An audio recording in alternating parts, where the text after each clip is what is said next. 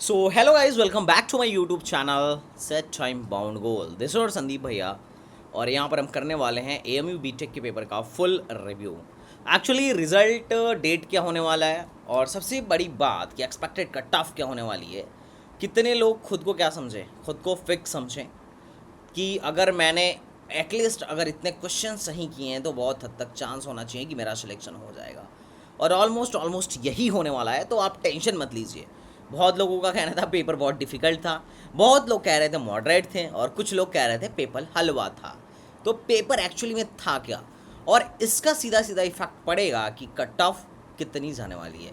Obvious सी बात है, अगर पेपर लो हुआ तो कट ऑफ हाई जाएगी, और अगर पेपर टफ हुआ तो कट ऑफ लो जाएगी।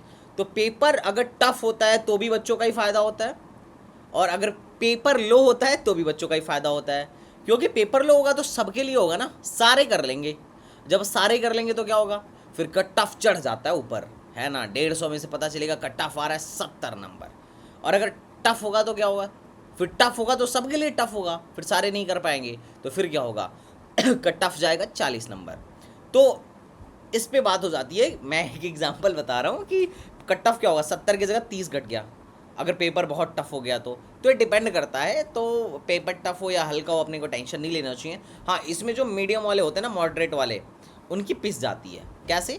क्योंकि अगर पेपर हल्का होता है तो जो मॉडरेट एवरेज बच्चा होता है वो भी कर लेता बहुत ज़्यादा, लेकिन जब पेपर टफ होगा तो सिर्फ वही कर पाएगा जो अच्छा बच्चा है। ठीक है, फिर मॉडरेट लेवल वालों का कम हो जाता है। तो ये चीज़ होता है, बट कोई बात नहीं।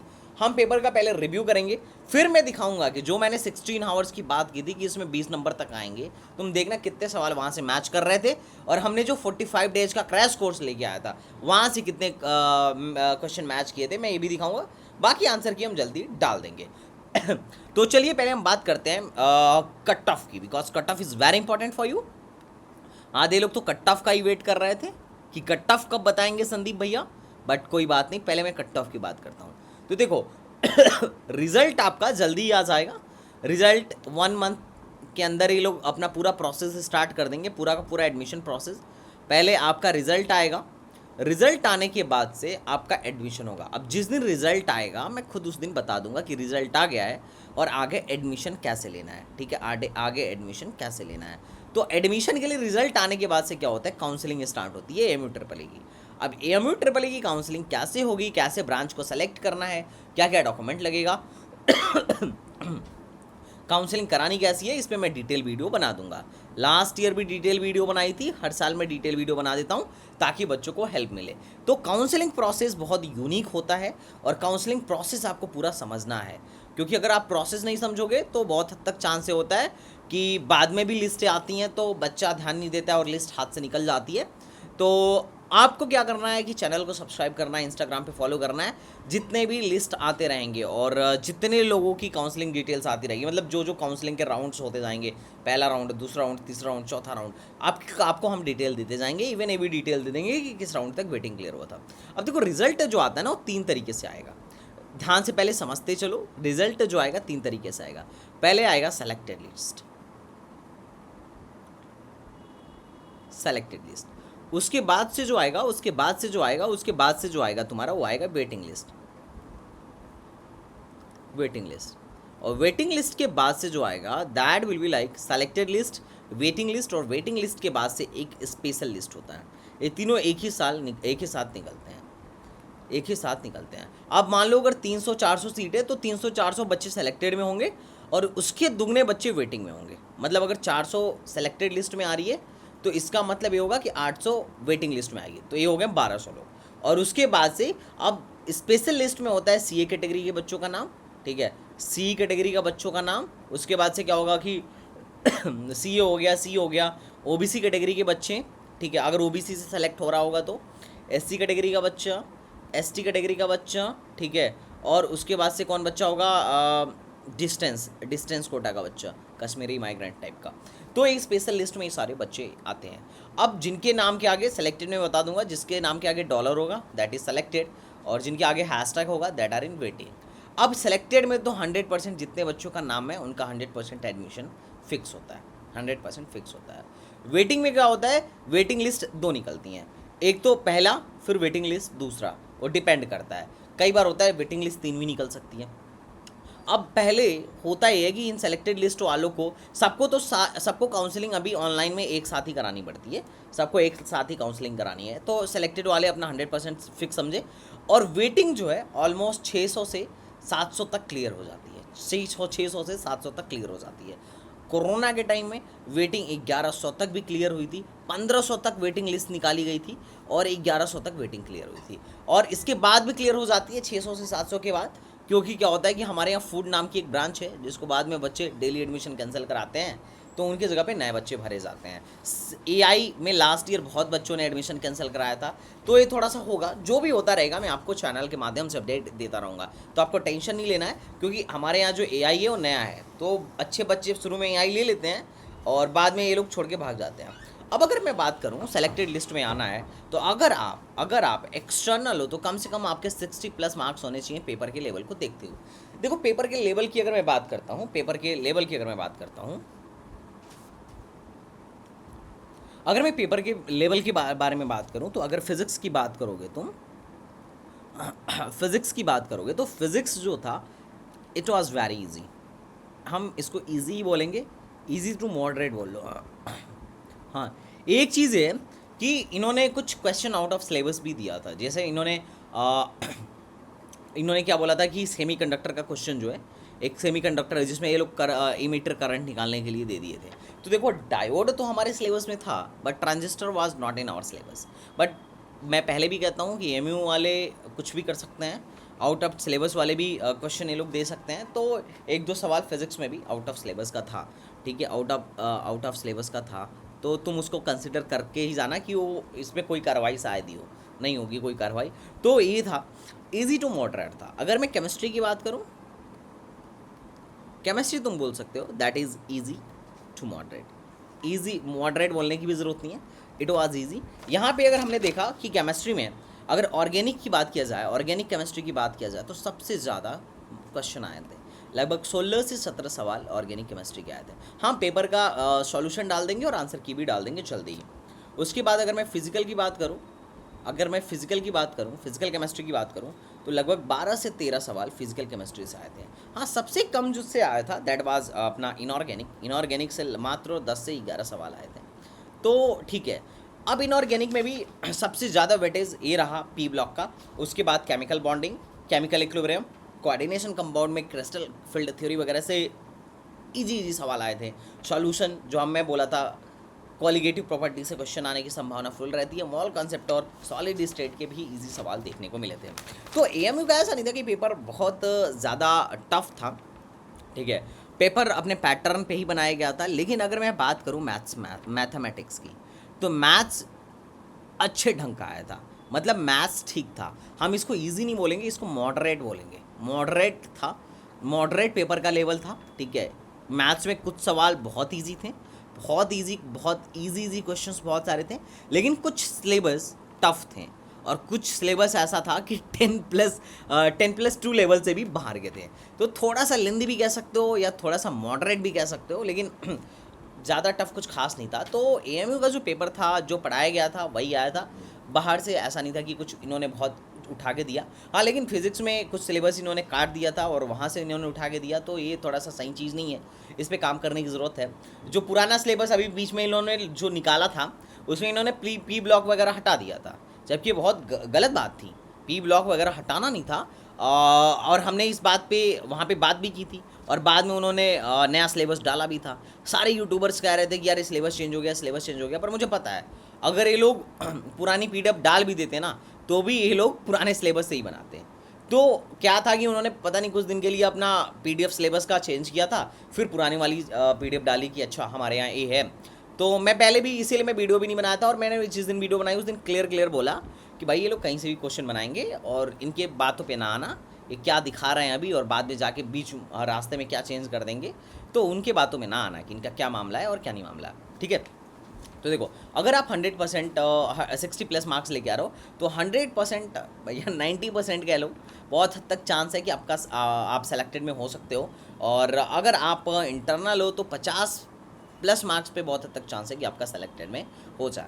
अब अगर मैं बात करता हूँ कि भैया एडमिशन के लिए एडमिशन के लिए एटलीस्ट कितने मार्क्स होना चाहिए, तो भाई मुझे साफ साफ ही लगता है कि अगर आप एक्सटर्नल हो तो 55 मार्क्स पे उम्मीद रखना कि आप वेटिंग प्लस वो मिला के आप लगभग आ जाओगे। 50 से 55 अगर आपके हैं, 50 से 55 अगर आपके हैं तो वेटिंग प्लस सेलेक्टेड मिला के हो सकता है कि आपका सिलेक्शन हो जाए। और अगर आप इंटरनल हो, तो बहुत हद तक चांस है कि आपके 40 से 45 मार्क्स पे सिलेक्शन हो जाए। पर देखो होप नहीं हारनी है, क्योंकि हमारे यहाँ फूड वूड में बहुत इजीली बहुत लो रैंक तक एडमिशन हो जाता है। तो अगर आपके 40 नंबर से कम 38 नंबर भी आ रहे हैं तो होप मत हारना मेरे भाई, ठीक है। देयर में बी एनी पॉसिबिलिटी कि आपका भी एडमिशन हो जाए, क्योंकि लास्ट में सीटें बहुत बची रह जाती हैं, फूड वगैरह में बहुत लोग कैंसिल करा के जाते हैं, तो आपको चिंता करने की आवश्यकता नहीं है। लेकिन होप मत हारना, बट इससे बेटर कॉलेज मिले तो यू कैन गो, क्योंकि देखो फूड में आने के लिए मैं ज़्यादा सजेस्ट नहीं करूँगा, बहुत कॉलेज हैं इंडिया में। हाँ बस फ़ायदा ये है कि AMU में फ़ीस लेस है, फ़ीस हमारी पहले साल में 21,000 पड़ती है, दूसरे साल में जाके 8,000 पड़ जाती है, फ़ीस कम है, बस यही फ़ायदा है। बाकी प्लेसमेंट के मामले में फूड तुम ले लो, EV ले लो, I will not recommend you, सीधी बात है। मानता हूँ हम यहाँ से पढ़े हैं, ये सब one of the good university, ठीक है, इंडिया के टॉप 10 में भी आता है। और यार जो फैक्ट है वो फैक्ट है, अगर तुम्हें इससे बढ़िया कुछ मिल रहा है कहीं AKTU में, IIT लखनऊ में, HBTU में, MMUT में, क्या IIT में भी अगर CSIT वगैरह, CSE IT और EC मिल रहा है तो पैसे खर्च कर लो। अरे भैया फूड की डिग्री से बढ़िया है तुम कहीं और इस ज़्यादा पैसे देके CSE की डिग्री लो, वहाँ से प्लेसमेंट उठाओ, ठीक है। तो ये बात अगर तुम्हारे पास इससे बेटर ऑप्शन हो, बेस्ट ऑप्शन हो, तो मैं ही नहीं कहूँगा कि तुम फूड के लिए सब कुछ अपना छोड़ के लास्ट तक वेट करो, बिल्कुल भी आई विल नॉट रिकमेंड यू। पर हाँ अगर तुम AMU वाले ही हो, AMU वादी हो कि नहीं कुछ भी मिल जाए, कुछ लोग ऐसे मेरे पास आते हैं और मुझे हंसी भी आता है, ठीक है, कि कुछ भी मिल जाए मैं AMU में ही आऊँगा। भाई क्या रखा है ऐसा, हालांकि कॉलेज बहुत बढ़िया है, मतलब सही है, कल्चर भी ठीक है, बट ठीक है आप, मैं कुछ ज़्यादा नहीं बोलूँगा, बट आप इसको देख लीजिएगा। आपको अगर फूड में इंटरेस्ट है definitely you can come, but if you want placement तो मैं तो कहूँगा CSIT वगैरह में आपको ज़्यादा फ़ायदा होगा, चाहे AMU में मिले या NIT में मिले या फिर आपको किसी अदर अच्छी यूनिवर्सिटी में मिले, बट हमेशा अच्छा के लिए अच्छे का होप करना चाहिए। तो ये रहा, लेकिन कॉलेज हमारा बहुत अच्छा है, IIT लेवल की फैसिलिटीज़ हैं, टेस्ट लैब हैं, ठीक है, हर एक डिपार्टमेंट के पास जो भी पुराने हैं 6 साल का NBA का एग्रेडिकेशन है, NITs तक को 6 साल की NBA के एग्रेडिकेशन नहीं मिलते हैं। तो भैया मामला हमारे यहाँ बहुत टंच है, बहुत बढ़िया है, डेफिनेटली आप आइए, most welcome. AMU is the one of the most prestigious university, but अगर इससे बेटर आपके पास हो you can go, no problem, ठीक है। तो ये चीज़ है। हाँ तो ये था कि कट ऑफ क्या होने वाला है। अगर मैं बात करूँ कि भैया CSE कितने पर कंफर्म है, क्योंकि CSE में यहाँ बढ़िया प्लेसमेंट है, ठीक ठाक प्लेसमेंट है, ठीक है। तो CSE की बात करूँ तो CSE यहाँ पर जो मिलने वाला है ऑब्वियस सी बात है, CSE अगर आपके मान के चलो 75 to 80 मार्क्स हैं तो यू कैन एक्सपेक्ट इट, अगर इससे ज़्यादा हैं तो यू कैन डेफिनेटली एक्सपेक्ट कि CSE मिल जाएगा एक्सटर्नल के लिए। और इंटरनल के लिए ऐसा समझ लो कि 72+ मार्क्स हैं तो बहुत हद तक चांस है कि इंटरनल को CSE मिल जाए। AI के लिए आपको ज़्यादा टेंशन लेने की ज़रूरत नहीं है। AI के लिए 65 नंबर पे भी, 65+ नंबर पे भी, 65+ नंबर पे भी आपको AI मिल जाएगा। इलेक्ट्रॉनिक्स भी लगभग यही 65 से 70 नंबर पे आपको मिल जाता है AI, ठीक है। अब आपको ज़्यादा टेंशन लेने की नहीं है, क्योंकि बहुत बार बच्चे AI चूज करते हैं इलेक्ट्रॉनिक्स छोड़ के, और कुछ बच्चे मेरी ब्रांच को चूज करते हैं, दैट इज़ ECE, AI छोड़ के, ठीक है। तो ये टोटली डिपेंड करेगा आपके ऊपर, ठीक है। बाकी तो ठीक है, हमारे यहाँ PSUs आई थी पब्लिक, ये जो PSU गवर्नमेंट में 2 PSU आई थी और कोर को ले गई थी, ना तो CSE को बैठने दिया था ना ECE को बैठने दिया था। इवन इन्होंने mechanical, electrical, civil and chemical को बैठने दिया था इन लोगों ने। तो अब PSUs 2 थी डायरेक्टली विदाउट गेट, अगर आपका डायरेक्ट 16-18 लाख का पैकेज लग रहा है, वो भी गवर्नमेंट सेक्टर में, तो इससे बेटर क्या हो सकता है। बाकी AKTU HBTU में तो PSUs आती भी नहीं है ना। हमारे यहाँ तो डायरेक्टली PSUs आ रही हैं। अगर तुम सिविल में हो, तुम इस होप के साथ पूरे मन से गेट की तैयारी कर सकते हो, या इस पूरे होप के साथ तुम सिविल में अच्छे ढंग से पढ़ाई कर सकते हो कि यहाँ PSU आएगी और तुम्हारा सिलेक्शन हो जाएगा, और हो भी जाता है। जितने भी अच्छे CPI वाले लोग होते हैं उनका इजीली एडमिशन हो जाता है। तो मैं तो कहूँगा अगर तुम्हें कोर मिल रहा है, कम पैसे ज़्यादा नहीं है, तो तुम बेफिक्र हो गए, तुम यहाँ हो, कम पैसे में भी तुम BTech कर लोगे, और तुम डायरेक्ट PSUs वगैरह में, चूँकि अब हर साल आ रही है, पिछले साल भी आई थी, ठीक है, IEL पिछले साल भी आई थी, इस साल भी आई है, ठीक है। तो प्रॉब्लम क्या है भाई, आपको अगर आपको गवर्नमेंट में जाना है तो विदाउट गेट भी जा सकते हो, और गेट वाला भी ऑप्शन रखना। गेट की तैयारी भी करते रहना, ठीक है। तो ये ओवरऑल मैं कट ऑफ के बारे में बता रहा था कि कट ऑफ क्या रहने वाला है। तो अब क्या होगा कि काउंसलिंग लिस्ट आई, सेलेक्टेड, वेटिंग और स्पेशल लिस्ट। तो स्पेशल लिस्ट में भी दो होता है, एक डॉलर और एक हैशटैग। डॉलर मतलब सेलेक्टेड और हैशटैग मतलब वेटिंग। जो डॉलर जिनके नाम के आगे होगा उनका आराम से सिलेक्शन होगा, और जिनके आगे हैशटैग होगा उनको वेट करना पड़ेगा, वो वेटिंग लिस्ट में रखे जाएंगे। तो तुम्हें चिंता करने की बात नहीं है, आराम से तुम्हारा यहाँ पे एडमिशन हो जाएगा। एडमिशन से रिलेटेड जो क्वारी होगी मैं बताऊंगा, काउंसलिंग फॉर्म कैसे भरना है, कब डेट है, क्या कैसे होने वाला है, सब मैं बता दूंगा।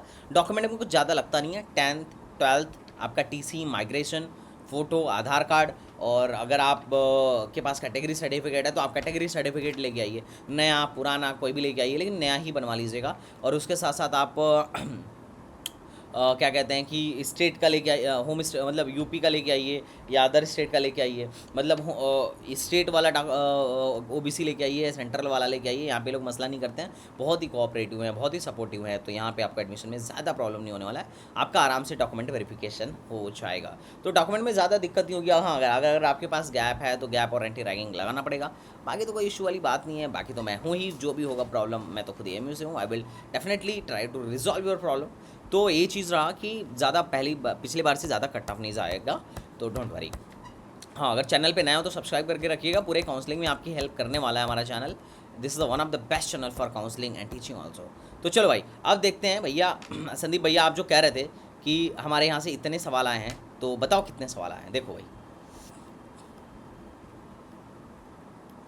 आ जाओ, सवाल देखो। पहला क्वेश्चन जो है, ये 16 आवर का जो सीरीज़ हमने लगाई थी उसी से सवाल है। इसमें डायमेंशन पूछा गया था, म्यू नॉट और इसकी मतलब म्यू की और सी की और आर की वैल्यू दी गई है, ठीक है। आर रजिस्टेंस है और सी फलाना ढमकाना है। अब इसमें पूछ रहा है कि इसमें से कौन सा इसके चैनल मतलब कौन सा इसके डायमेंशन से मैच करता है। सिंपल सवाल, ये अभी हमने कर रहा था, ठीक है। तो ये तो पहला सवाल तुमको दिख गया। मैंने बोला था लीनियर मोमेंटम, लीनियर मोमेंटम। अब देखो, लीनियर मोमेंटम की बात कर रहा है, बोल रहा है कि अगर मोमेंटम 10% से बढ़ा दिया जाए, ठीक है, तो एनर्जी में कितना चेंज आएगा। भैया एनर्जी बराबर p²/2m होगा, क्योंकि हमने ये भी बताया था काइनेटिक एनर्जी होता है हाफ mv², और p बराबर होता है mv, ठीक है। mv 10% से चेंज हुआ है, मतलब वेलोसिटी बेसिकली चेंज हुआ है, ठीक है। वेलोसिटी 10% से चेंज हुआ है, क्योंकि मास तो चेंज खैर होता नहीं है, ठीक है। तो इसमें बोलेगा काइनेटिक एनर्जी में कितना चेंज हुआ, तो भाई काइनेटिक एनर्जी में चेंज निकाल लो इस फॉर्मूले से, खत्म, ठीक है। अब तुम देखते जाना कितने सवाल मैच कर रहे हैं, कितने सवाल मैच कर रहे हैं, ठीक है। उसके बाद से क्या है कि उसके बाद से क्या है, ये वाला सवाल, कितने लोग कौन ऐसा है बंदा जो ये बोल देगा कि भैया ये वाला सवाल आपके 16 आवर का जो आपने रिवीजन सीरीज दिया था उसमें से नहीं था। ये वही वाला सवाल है डायरेक्टली। इसमें पूछ रहा है कि कितने सेकेंड बाद ये रुक जाएगा, the time before it stop, the net distance. जब ये रुकेगा तो नेट डिस्टेंस कितना ट्रेवल किया होगा। अब अगर जब ये रुकेगा तो भैया इसकी वेलोसिटी निकाल लो, वेलोसिटी कब जीरो होगी, तो ds/dt बराबर होता है वेलोसिटी, इसी को जीरो कर दो, यहाँ से वो टाइम निकाल दो, टाइम निकाल के यहाँ पे पुट कर देना, मामला खत्म। क्या ये क्लास में का है कि नहीं, क्या ये 16 घंटे वाले में से है का नहीं, ठीक है। अभी मैं सॉल्यूशन नहीं डाल रहा हूँ, पर जब सॉल्यूशन डाल दूंगा तो तुम देख लेना, ठीक है। लेकिन आई होप कि तुम लोग देख रहे होगे कि हाँ, जो पढ़ाया वही वही आया, बाहर से ऐसा कुछ नहीं था कि नहीं आने की संभावना थी या तुम्हें प्रॉब्लम होने की संभावना थी। भैया ये सिंपल पेंडुलम का सवाल है, जिसमें ये बोल रहा है कि जी चेंज कर दिया जाए, ठीक है। मतलब मास और डायमीटर चेंज करोगे तो ऑब्वियस सी बात है ग्रेविटेशन चेंज होगा। सिंपल पेंडुलम में टाइम पीरियड क्या होता है, 2π√L/g। अगर भैया जी चेंज होगा, अगर जी चेंज होगा तो तुम बताना क्या टाइम पीरियड चेंज नहीं होगा। तो बस इसी पे सवाल है, क्या ये मैं ग्रेविटेशन में कराया नहीं था 16 घंटे वाले क्लास में। हाँ सर, ऐसा कॉन्सेप्ट आपने सिखाया था। अभी ये सवाल है,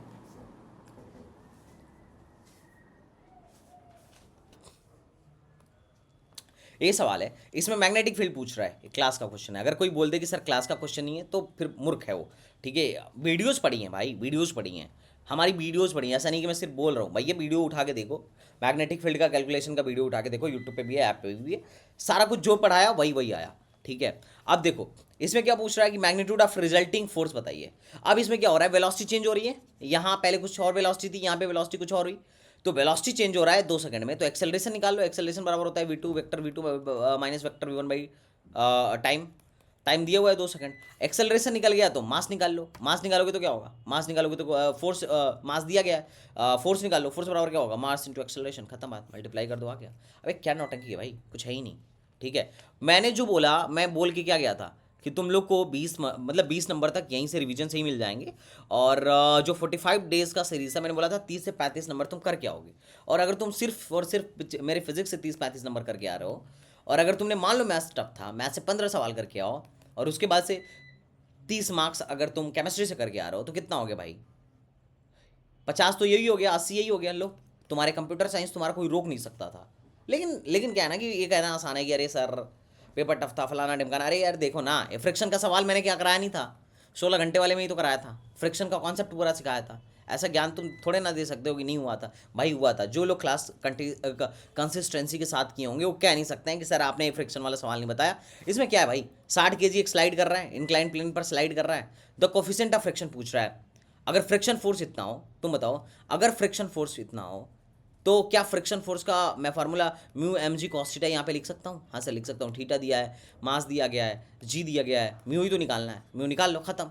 रोने वाली क्या बात है कि पेपर टफ था? फिजिक्स तो बिल्कुल भी टफ नहीं था। मैं बोल रहा हूँ, मैंने जो सवाल तुझे कराया वो आए हुए हैं। जब बाहर से सवाल ज़्यादा नहीं आ रहे, हाँ कुछ इन्होंने बाहर के दिए हैं, दैट इज़ डिफरेंट। 35 मार्क्स दो ना मुझे, 35 मार्क्स दो। तुम 50 में से फिजिक्स में बस 35 मार्क्स दो। ये 35 मार्क्स कम से कम 25-30 मार्क्स तो अपने सवाल के अपने नोट्स आए डायरेक्टली उठा के, विदाउट डेटा चेंज। तो यार क्यों प्रॉब्लम में ले रहे हो? या तो उस डेटा पे आए या फिर डिफरेंट डेटा पे आए, पर कॉन्सेप्ट तो वही है ना। क्या दिक्कत है? अब वेलोसिटी देखिए, अगर फोर्स पूछ रहा है तो वेलोसिटी से एक्सेलरेशन निकाल लो, एक्सेलरेशन से फोर्स निकाल लो, और फोर्स देख लो किसके प्रोपोर्शनल है, खत्म। Force is definitely proportional to acceleration. ये सारे सवाल हमने क्लास में करे थे, ये सवाल क्लास में किया गया था, पुली वूली वाले सवाल क्लास में किया गया था, ठीक है। तो इसमें ज़्यादा प्रॉब्लम वाली बात नहीं है, ठीक है। हाँ टॉर्क मैंने इसमें नहीं कराया था, मैं इस बात से एक्सपेक्ट कर रहा हूँ कि टॉर्क नहीं किया था। सेंटर ऑफ मास हालांकि बैच में प्रॉपर कराया था पिछले वाले में, ठीक है, इस वाले में नहीं कराया था, तो सॉरी फॉर दैट। बट ठीक है, ऑलमोस्ट हमने सारा कुछ कर दिया था, ऐसा नहीं है कि ऐसा प्रॉब्लम वाली बात है। इसमें सेंटर ऑफ ग्रेविटी पूछा था, तो सेंटर ऑफ ग्रेविटी पूछे या सेंटर ऑफ मास पूछे, ऑलमोस्ट सेम होता है। हालांकि दोनों चीज़ें अलग अलग हैं, बट पूछ रहा है तो सेम है। अब इसमें क्या पूछ रहा है भाई? G1/G2 का रेशियो, G1 और G2 का रेशियो देख रहा है, इसके वेलोसिटी का रेशियो पूछ रहा है। तो इसके वेलोसिटी जो होता है प्रोपोर्शनल होता है √G के, खत्म बात। इनका रूट ले लो, मामला खत्म, ठीक है। बात समझ रहे हो भाई? कुछ है ही नहीं। अरे गड़ी, इसमें क्या दिया गया है? रिलेटिव इनके डेंसिटीज का रेशियो दिया गया हुआ है और उसकी बात दिया गया है। तो इसके वेलोसिटी का ये वाला फार्मूला लिखो, मास और उसके बीच वाला फार्मूला लिखो, आराम से तुम यहाँ पे वो चीज़ निकाल सकते हो। ये एक क्वेश्चन जो है दैट इज़ नोट्स का क्वेश्चन है। मैंने इसकी वीडियोस यूट्यूब पे फ्री में भी डाली थी, तो जो लोग फ्री में भी मुझसे पढ़े होंगे वो बोल लेंगे कि हाँ भैया कुछ है नहीं, गामा मिक्सचर का सवाल है, गामा मिक्सचर में कुछ दम ही नहीं था, आप ये ऑलरेडी पहले करा चुके हो, ठीक है। तो जो लोग ये बोल रहे हैं पेपर टफ था, फिजिक्स में भाई कुछ भी टफ नहीं था। अगर तुम्हें टफ लग रहा है इसका मतलब तुमने मेरे लेक्चर्स प्रॉपरली या तो नहीं देखे हैं या फिर तुम मुझे फॉलो नहीं करते हो, तो ये तो आपकी प्रॉब्लम है, यू हैव टू फॉलो। इसमें क्या पूछ रहा है? हीट पूछ रहा है। हीट मतलब वर्क डन, वर्क डन यहाँ पे निकाल लो, ठीक है। तो वर्क डन निकाल लो भाई, वर्क डन निकालना बहुत आसान है, कुछ है ही नहीं। इसका एरिया निकाल लो, ये क्या है? सर्कल कह लो, सर्कल तो है नहीं, इलिप्स है। हालांकि सर्कल ही है क्योंकि रेडियस तो सेम है दोनों में, डायमीटर तो सेम है, तो इलिप्स है, इलिप्स का एरिया निकाल लो, मामला खत्म। इसमें क्या पूछा है? पीटी कर्व दे दिया गया है, पीटी कर्व दे दिया गया। What is the work done? Work PT curve में निकाल नहीं सकते हो? अरे सर सिंपल निकाल सकते हैं, क्योंकि इसमें तो कोई क्या होगा, देखो इसमें क्या है, इसमें क्या है कि ये जो इसमें क्या है कि टेम्परेचर कांस्टेंट है, तो टेम्परेचर कांस्टेंट होगा तो वर्क डन का फार्मूला वो लगा लेना, क्या 0.23 through NRT log P final by V initial, ठीक है। और ये भी सेम है, इसका प्लस होगा और इसका माइनस होगा। और इसमें तो क्या है, इसमें कौन सा कांस्टेंट है? प्रेशर कांस्टेंट है, तो that is NR delta T। Simple है यार। अरे कांस्टेंट एक ये आइसोथर्मल प्रोसेस है, ये आइसोबारिक प्रोसेस है, दो ही प्रोसेस है और कोई प्रोसेस नहीं है, तो इसमें दिक्कत वाली क्या बात है? एवरेज काइनेटिक एनर्जी एकदम मस्त से थर्मोडायनेमिक्स पढ़ाया था, सवाल अपने लेक्चर से ही आया हुआ है। तो भैया अपने लेक्चर से जब सवाल आ रहा है तो काहे लिए प्रॉब्लम में जा रहे हो, ठीक है। लेक्चर को बस फॉलो करते रहो, इतना कुछ ज़्यादा प्रॉब्लम भी नहीं होगा, ठीक है। ये सवाल 16 घंटे का जो लेक्चर लिया था उसमें क्या बोला था? अबे जीरो होगा। क्यों जीरो होगा? जितनी फील्ड लाइन घुस रही है उतनी निकल रही है। मैंने ऑलरेडी ये सवाल लेक्चर में लिया था। अब अगर इसके बाद भी कोई बोल दे कि नहीं आपने जो बोला था कि 16 आवर में से 20 सवाल आएंगे और एक भी सवाल नहीं मिला, तो तुम मूर्ख हो।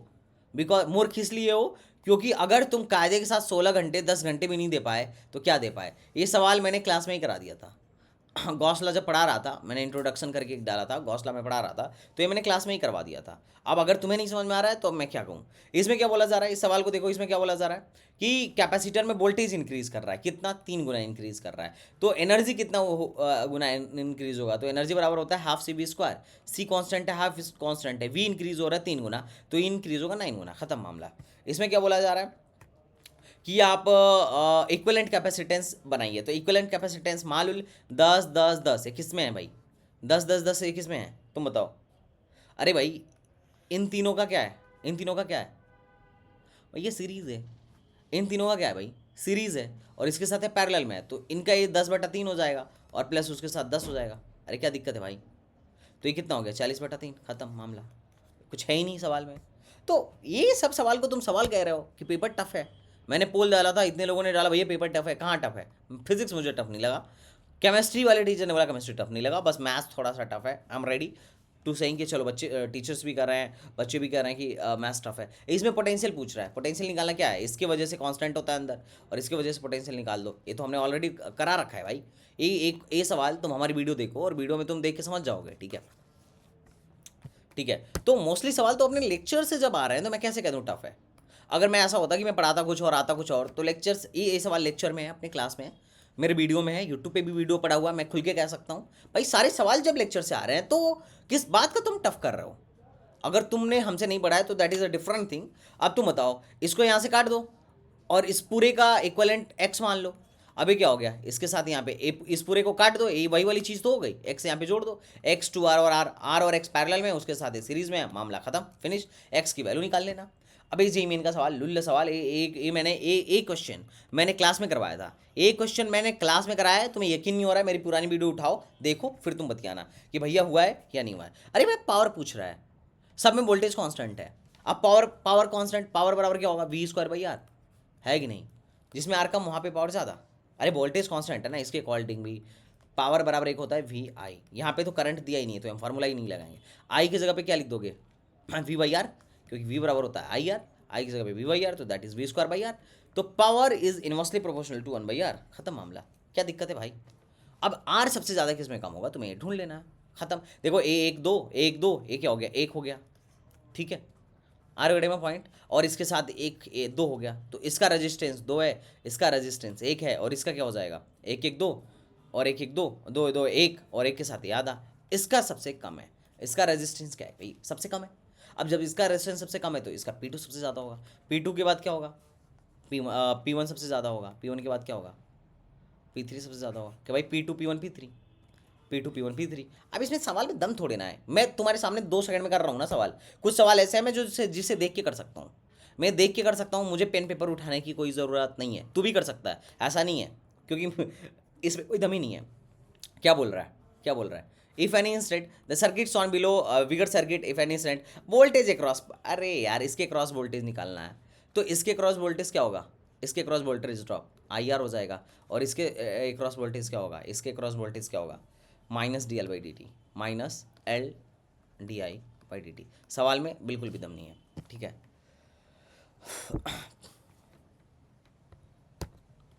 तो भाई ये मुझे सवाल रिफ्रैक्टिव इंडेक्स ऑप्टिक्स का सवाल क्लास में कराया हुआ है, ठीक है। तो ये सारे सवाल हमने ज़्यादा, ऐसा नहीं था कि मतलब वो था, ये सवाल भी मुझे वो लगा कि इन्होंने कलेक्टर करंट पूछा है, जबकि जो डायोड तो है हमारे यहाँ, लेकिन ये जो BJT है ये नहीं है, ट्रांजिस्टर नहीं है, बाई पोलर जंक्शन ट्रांजिस्टर हमारे में नहीं है। हाँ ये सवाल मानता हूँ कि ये सवाल आ सकता था, आया भी, मैंने ऑलरेडी करा रखा था ये सवाल।